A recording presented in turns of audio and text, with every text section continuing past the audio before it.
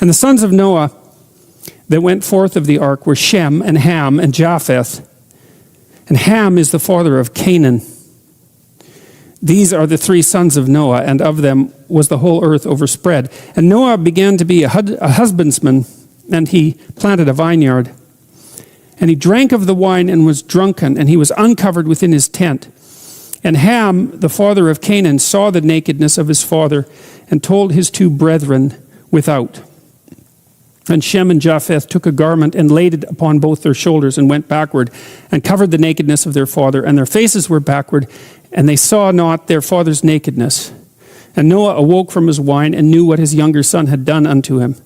And he said, Cursed be Canaan, a servant of servants shall he be unto his brethren. And he said, Blessed shall be the Lord God of Shem, and Canaan shall be his servant.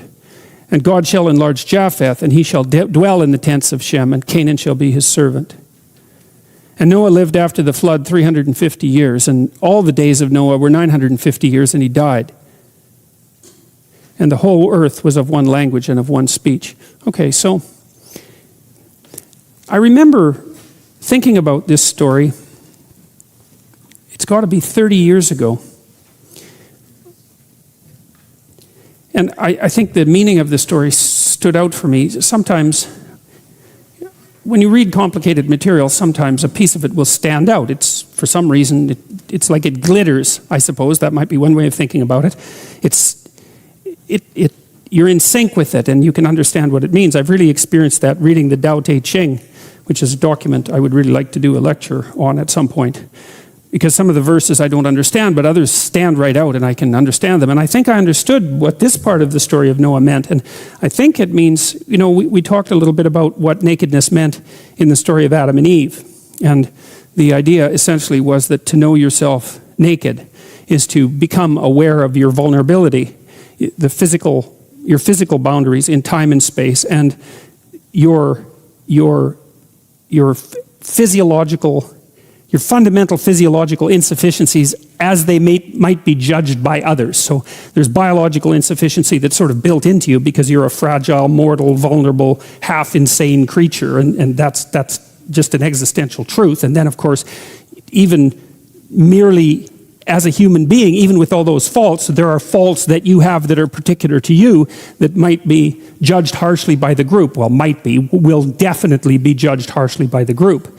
And so to become aware of your nakedness is to become self-conscious and to know your limits and to know your vulnerability. And that's what is revealed to Ham when he comes across his father naked. And so the question is, what does it mean to see your father naked? And it seems to me, and especially in an inappropriate manner like this, it's as if Ham, he does the same thing that happens in the Mesopotamian creation myth when Tiamat and Apsu give rise to the first gods. They're the father of the eventual deity of redemption, Marduk. They're very careless and noisy, and they kill Apsu, their father, and attempt to inhabit his corpse, and that makes Tiamat enraged, and so she bursts forth from the darkness to do them in. It's like a precursor to the flood story, or an analog to the flood story. And I see the same thing happening here with Ham, is that he's insufficiently respectful of his father.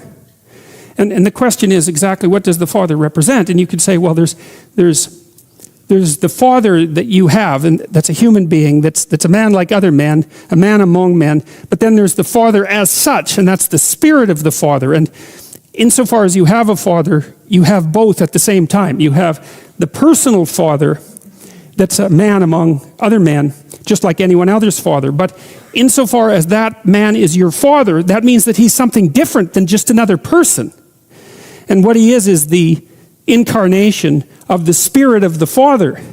And to see that, to take it to what? To disrespect that carelessly. Maybe even, like Noah makes a mistake, right? He produces wine and gets himself drunk. And you might say, well, if he's sprawled out there for everyone to see, it's hardly Ham's fault if he stumbles across him. But the book is laying out a danger. And the danger is that, well, maybe you catch your father at his most vulnerable moment. And if you're disrespectful, then you transgress against the Spirit of the Father.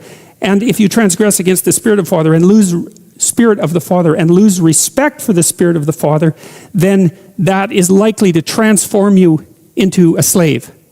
That's a very interesting idea. And I think it's particularly interesting, maybe not particularly interesting, but it's particularly germane, I think, to our current cultural situation, because I think that we're pushed constantly to see the nakedness of our Father, so to speak, because of the intense criticism that's directed towards our culture and the patriarchal culture, so to speak.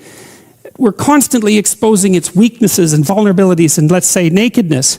And there's nothing wrong with criticism, but the thing about criticism is the purpose of criticism is to separate the wheat from the chaff.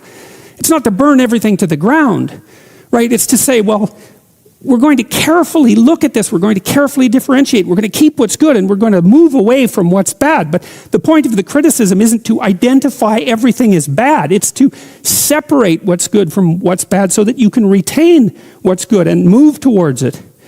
And to be careless at that is deadly, because you're inhabited by the Spirit of the Father, right? Insofar as you're a cultural construction, which of course is something that the postmodern neo-Marxists are absolutely emphatic about. You're a cultural construction.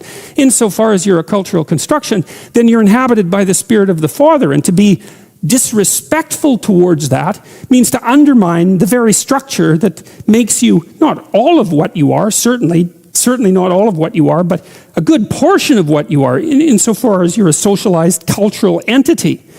And if you pull the foundation out from underneath that, what do you have left? You can hardly manage on your own. It's just not possible. You're a cultural creation. And so Ham makes this desperate error and is careless about exposing himself to the vulnerability of his father, something like that. He does it without sufficient respect. And the judgment is that not only will he be a slave, but so will all of his descendants. And he's contrasted with the other two sons who, I suppose, are willing to give their father the benefit of the doubt, something like that. And so when they see him in a compromising position, they handle it with respect and don't capitalize on it. And maybe that makes them strong. That's what it seems to me. And so I think that's what that story means.